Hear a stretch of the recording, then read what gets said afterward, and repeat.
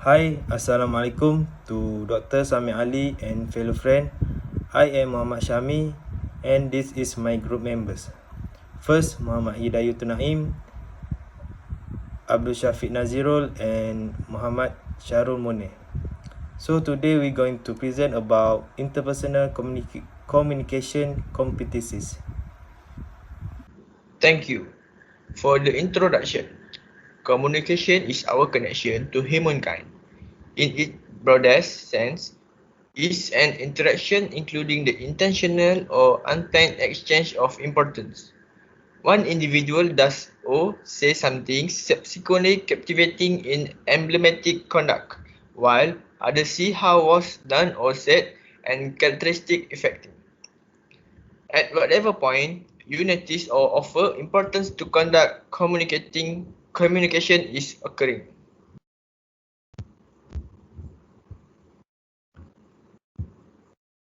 Hi, now I'm going to present about the importance of interpersonal communication competencies.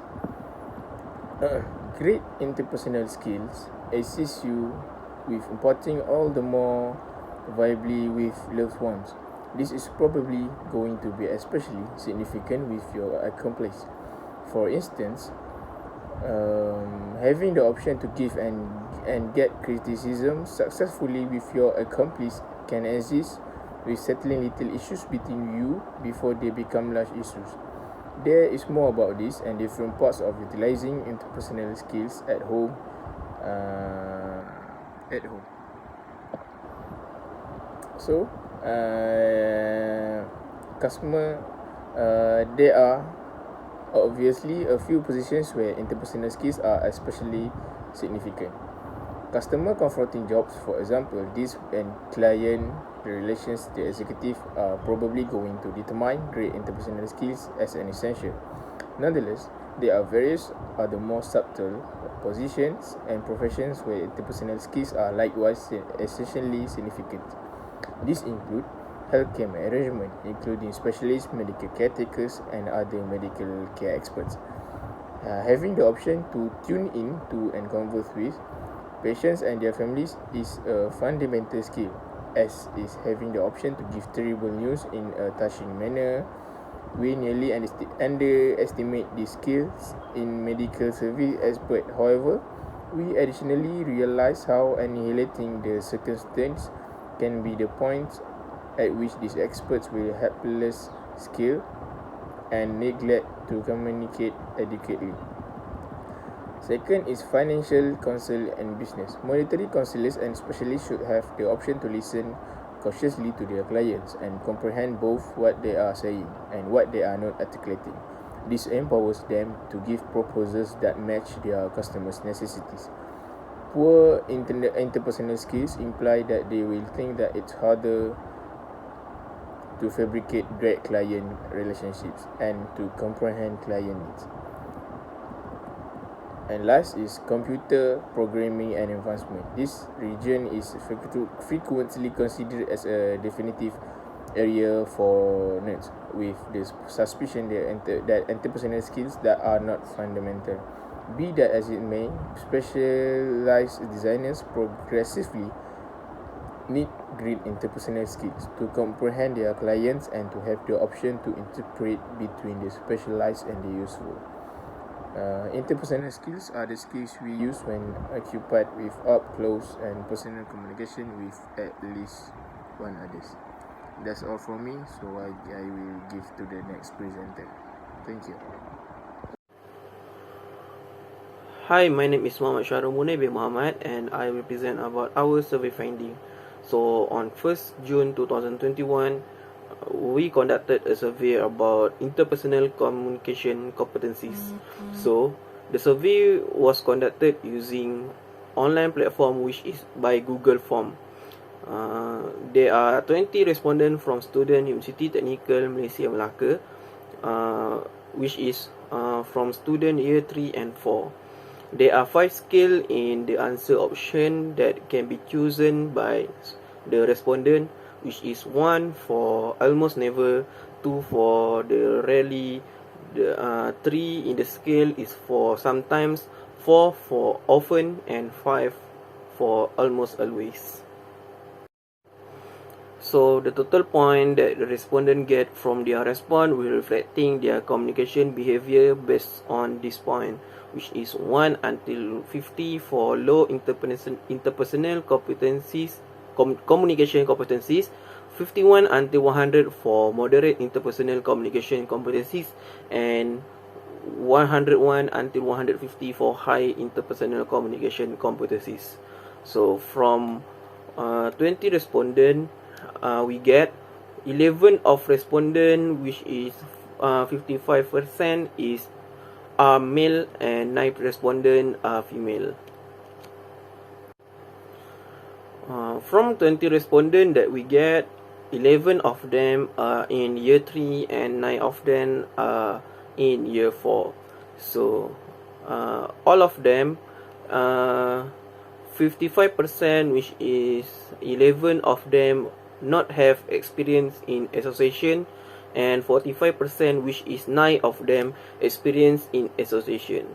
The respondent which is experienced in association will join kos sukarelawan siswa, which is SUKSIS, and Badan Dakwah dan Rohani, which is Badar.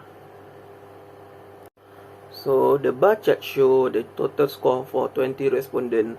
The total mark of all respondent is 2,259, and the average score for each respondent is 112.95, which can be classified as high communication interpersonal communication competencies. The highest score is 138 from respondent number 17, and he is from year 4 and experienced in association. The lowest score is from respondent number 11, which is 101. She is from DTMI and do not have any experience in association. All the respondents get 101 marks and above, which is all of them are in high interpersonal communication competencies group. Hi, Assalamualaikum. I am Muhammad Syami bin Muhammad Saipu. So today I'm going to present about suggestion for empowering interpersonal communication competencies by student. Okay, first is receive feedback. The way you respond to feedback is crucial to your professional growth, and it's all start at university. Good students are able to absorb feedback and note down areas in which they can grow, then adapt when they what they have learned to their next project. Okay, the second one is self-confidence.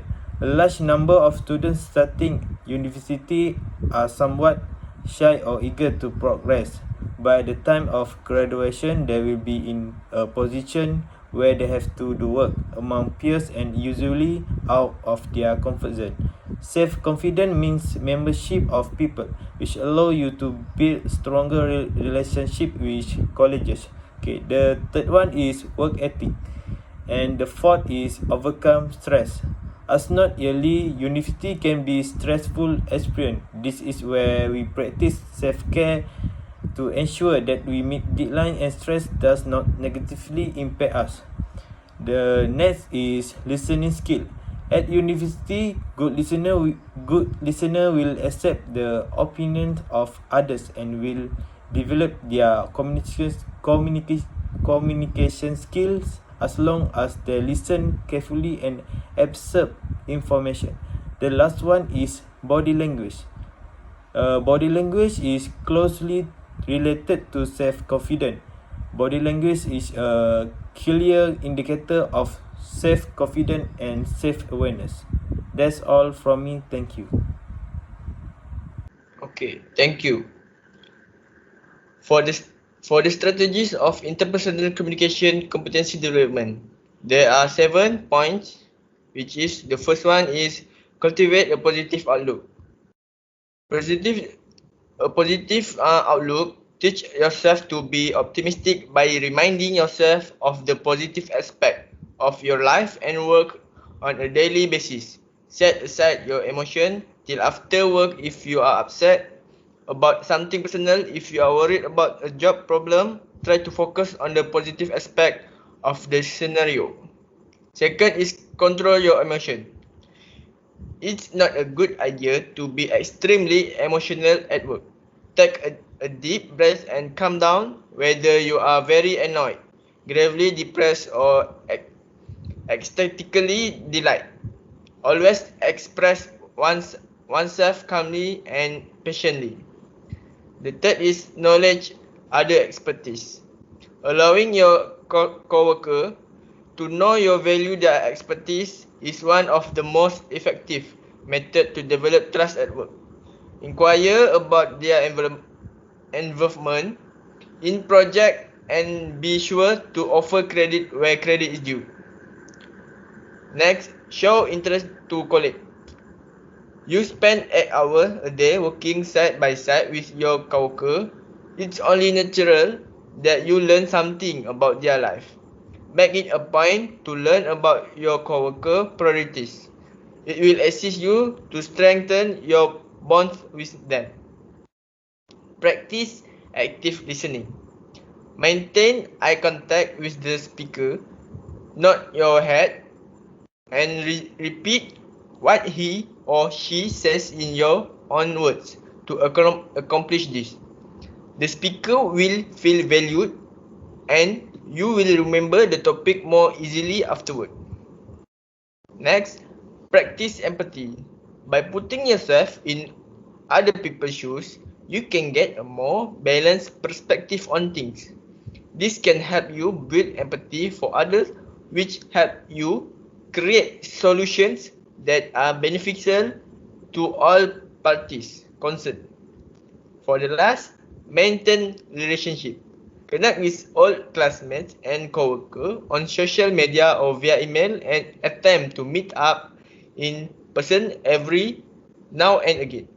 This demonstrates to you connection that you still respect that relationship, which can help you progress your career with that. Thank you. So, in conclusion, the being able to communicate effectively is the most important life skills to learn.